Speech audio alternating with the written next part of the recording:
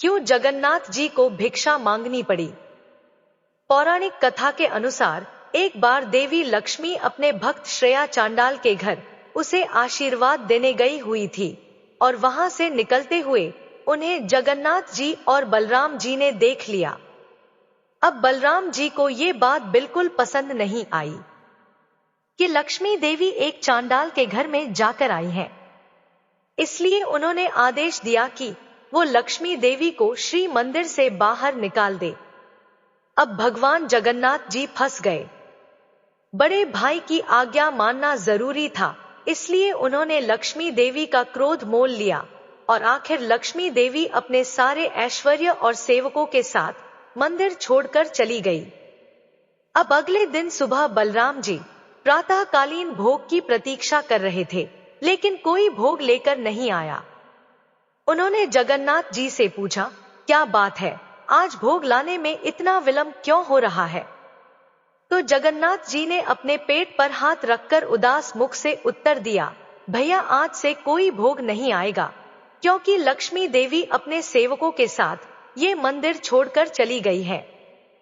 जब बलराम जी ने ये सुना तो उन्होंने सोचा, अच्छा चलो कोई बात नहीं, अच्छी बात है। अगर लक्ष्मी देवी ने भूल की है तो प्रायश्चित तो करना पड़ेगा। कोई बात नहीं, हम स्वयं अपना भोग बनाएंगे। ये सोचकर जगन्नाथ जी और बलराम जी ने रसोई गृह में प्रवेश किया। अब वहां जाकर देखा तो पूरा भंडारगृह खाली पड़ा हुआ था। ना तो कोई सब्जी तरकारी है और ना ही अन्न सामग्री। और अब इतनी देर में दोनों भाइयों को अत्यंत भूख भी लग गई, तो उन्होंने सोचा कि चलो किसी के घर से भिक्षा ही मांग लेते हैं। यह सोचकर उन्होंने ब्राह्मण का वेश धारण किया और घर घर जाकर भिक्षा मांगने लगे, ताकि कोई उन्हें पहचान ना सके। उनके पास से लक्ष्मी देवी तो चली गई थी, इसलिए उनके चेहरे भी मलिन हो गए थे और कोई भी उन्हें देखना भी पसंद नहीं कर रहा था। ऐसे में उन्हें भिक्षा कौन देता। ऐसे में लक्ष्मी देवी की आज्ञा से सूर्यदेव ने अपनी धूप का प्रकोप भी बढ़ा दिया। परिणाम स्वरूप जगन्नाथ जी और बलराम जी को तपती हुई धूप में रेत पर चलना पड़ रहा था। भूख और प्यास से परेशान उन्होंने दूर एक तालाब देखा, लेकिन जैसे ही वहां पहुंचे तालाब का पानी सूख गया। हताश होकर वह एक पेड़ के पास गए। उन्होंने सोचा, इसके कुछ कोमल पत्ते हैं, उसी को खाकर पेट भर लेते हैं। लेकिन जैसे ही उन्होंने पत्ते तोड़ने के लिए हाथ बढ़ाया तो वे सारे पत्ते सूख के नीचे गिर गए और इस प्रकार पूरा दिन बीत गया। संध्या हो गई, लेकिन ना तो कुछ खाने के लिए मिला और ना ही पीने के लिए पानी।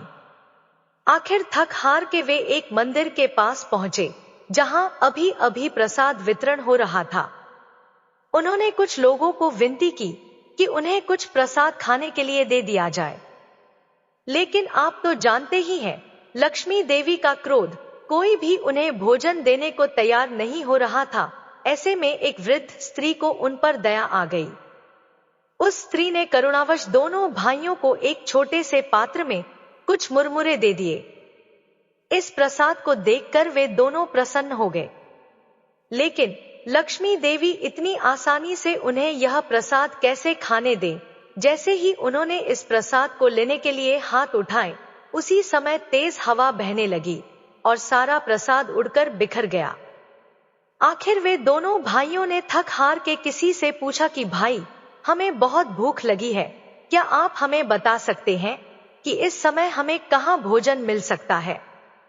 तो किसी ने उनसे कहा, अवश्य, वो देखिए वो चांद डालों का गांव है, वहां पर एक बड़ी करुणामय स्त्री रहती है। वे पुण्यशाली और दानी भी है, वे अवश्य आपको भोजन देगी। ये सुनकर जगन्नाथ जी और बलराम जी उस गांव में उस स्त्री के घर गए। स्त्री ने प्रेम पूर्वक उनका आदर सत्कार किया और उनसे कहा कि वो अभी उनके लिए भोजन बनाकर ला रही है। लेकिन अब देखिए, ये तो हमारे बलराम जी हैं, उनकी इच्छा नहीं थी कि वे उसके हाथ से बना हुआ भोजन करें। इसलिए उन्होंने उस स्त्री से कहा, नहीं नहीं, अपना भोजन हम स्वयं पकाएंगे, इसलिए कृपया आप हमारे लिए भोजन तैयार करने की व्यवस्था कर दीजिए। स्त्री ने कहा, ठीक है, जैसी आपकी इच्छा। ये कहकर उसने घर में एक स्थान पर नया चूल्हा बना कर दिया, स्वच्छ और नए बर्तन लाकर रखे और बलराम जी की इच्छा अनुसार सारी व्यवस्था कर दी। अब बलराम जी ने जगन्नाथ जी से कहा कि तुम भोजन बनाओ, मैं स्नान करके आता हूं। यह कहकर प्रसन्न होते हुए बलराम जी चले गए स्नान करने और पीछे छोड़ गए हमारे प्यारे जगन्नाथ जी को। अब जगन्नाथ जी भी अपने भाई की आज्ञा मानकर बैठ गए भोजन पकाने के लिए। लेकिन क्या करें, भोजन तो तब बनेगा ना जब चूल्हा जलेगा।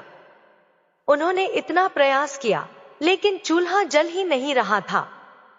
बलराम जी स्नान करके वापस आए। अभी तो ये सोचकर बड़े प्रसन्न हो रहे थे कि चलो अच्छा है, अब आखिरकार कुछ खाने के लिए मिलेगा।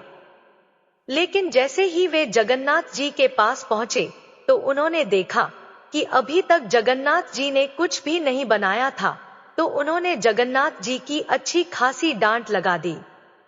ये क्या कर रहे हो तुम? तुमसे एक चूल्हा भी नहीं जलता है। इतना समय हो गया और अभी तक तुम चूल्हे पर बर्तन नहीं रख पाए हो। चलो हटो यहां से, लाओ मैं खुद ही भोजन पकाता हूं, दे दो मुझे सारी सामग्री।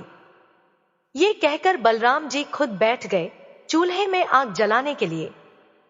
लेकिन आश्चर्य की बात यह थी कि जैसे जैसे वे आग जलाने का प्रयास करते, उल्टा आग की जगह धुआं उठने लगता। बहुत बार प्रयास करने के बाद भी वे चूल्हा नहीं जला पाए। पूरा घर धुएं से भर गया। सभी लोग खांसने लगे और आखिरकार उन दोनों की आंखों में से पानी बहने लगा। अब तक हार कर जगन्नाथ जी और बलदेव जी ने उस घर की स्त्री से कहा कि वही कुछ खाने के लिए उन्हें दे दे। वह स्त्री उन दोनों भाइयों के लिए भोजन लेकर आई। जैसे ही उन्होंने यह भोजन खाया तो उन्हें इस बात का अनुभव हुआ कि वो भोजन सच में स्वादिष्ट था और उसका स्वाद भी कुछ जाना पहचाना सा लग रहा था। ये भोजन बिल्कुल वैसा था जैसा लक्ष्मी जी उनके लिए बनाती थी और भोजन के अंत में उन्हें एक विशेष मिष्ठान परोसा गया। जब उसे जगन्नाथ जी और बलराम जी ने खाया तो उन्हें अत्यंत आश्चर्य हुआ, क्योंकि ये वही विशेष मिष्ठान था जो लक्ष्मी देवी स्वयं उनके लिए प्रतिदिन बनाती थी और इसके विषय में और किसी को जानकारी नहीं थी।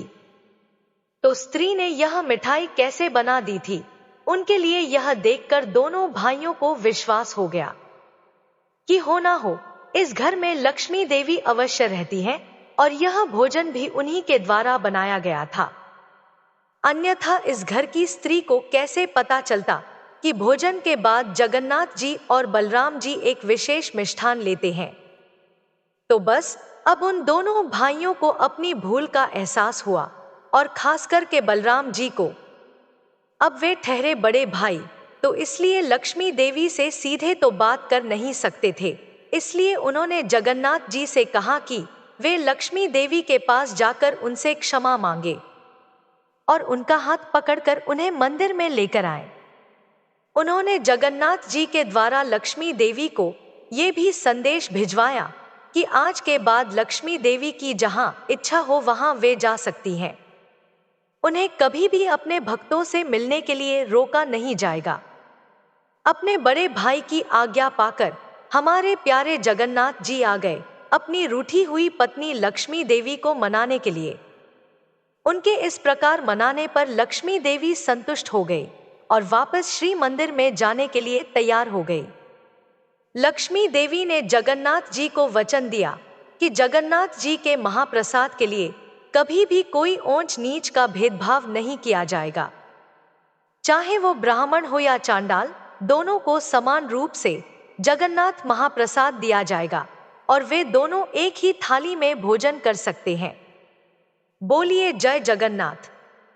कहानी अच्छी लगी हो तो वीडियो को लाइक करें और हमारे चैनल को सब्सक्राइब करें। जय जगन्नाथ।